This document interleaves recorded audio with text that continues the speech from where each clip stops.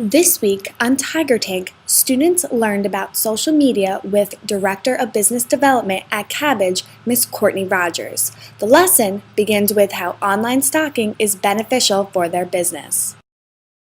Stalking isn't always creepy. Yes, if you're standing outside someone's window with binoculars, that's a little creepy. But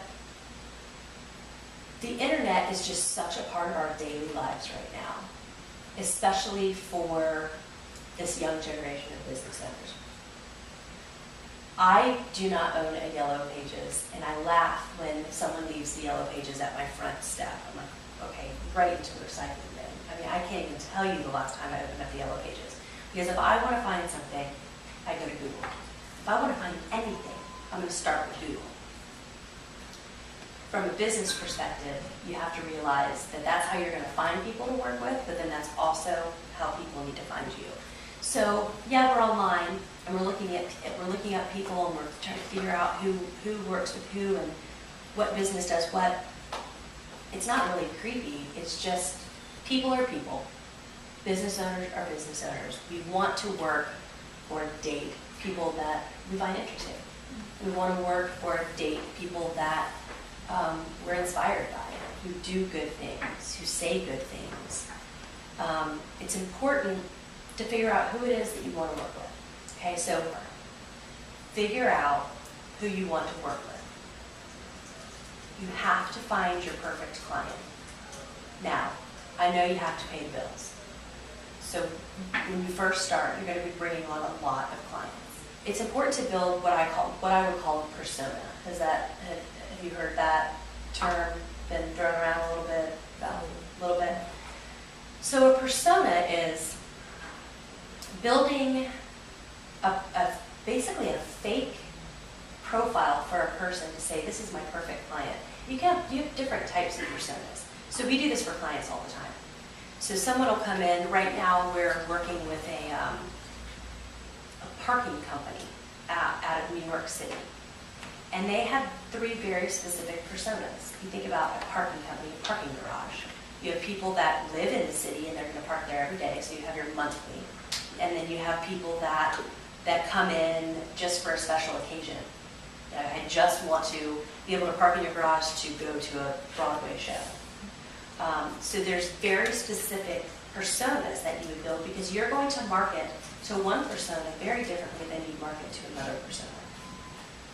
It's important to know who these people are. So give me an example of someone that you think would be a perfect client of yours.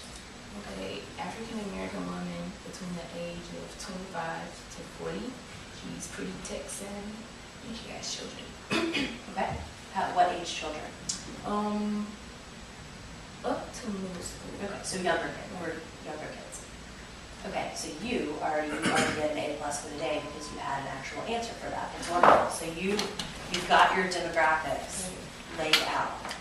So the fact that you know who that persona is, let's give her a name. What would you call her? Call her Keisha. Keisha? Okay. So Keisha is your persona. Right. Okay, she's one of your personas. You have enough information now to narrow it down to where does Keisha hang out. Okay, and so that's where we're going to go next. It's like you planned this or something. I love it. Okay, so where do they hang out? Just like if you wanted to meet somebody, you have a crush on somebody, and you really want to go on a date with this person, and you know that they hang out at a coffee shop on Main Street, you might find yourself getting a coffee at that coffee shop on Main Street.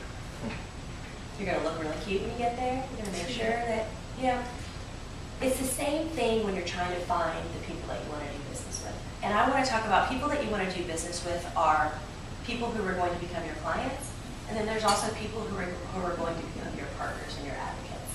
So at Cabbage, we have a lot of other companies that we work with, so we don't create videos. It's not something we're going to do. Maybe one day we will, but right now we're very focused on web and mobile design and development. But it's extremely important to have a video presence. So we have a couple of different vendors within the local area that we've built these relationships with that I feel very comfortable saying, okay, we're going to do your website, I'm going to help you with your marketing plan, I'm going to help you with your brand, make sure that your messaging is intact, we're going to make this an amazing website, we're going to teach you how to measure the results of what's happening on your website, and then I'm going to send you off to Snapshot Interactive, and they're going to help you with your video. So that's a relationship that we have formed with this company, and there's a trust there, and there's a respect there. So it's just as important to know where not only your clients hang out, but your, let's call them, trusted partners, okay? You're going to need trusted partners. You're going to need people that will speak on behalf of your brand just as well as you should be speaking on behalf of other people's brands. That's all the time we have for this week. Hopefully you were able to take away some valuable points that you could apply to your business. Join us next week on Tiger Tank to see what else the students are learning at the Nashville Business Incubation Center.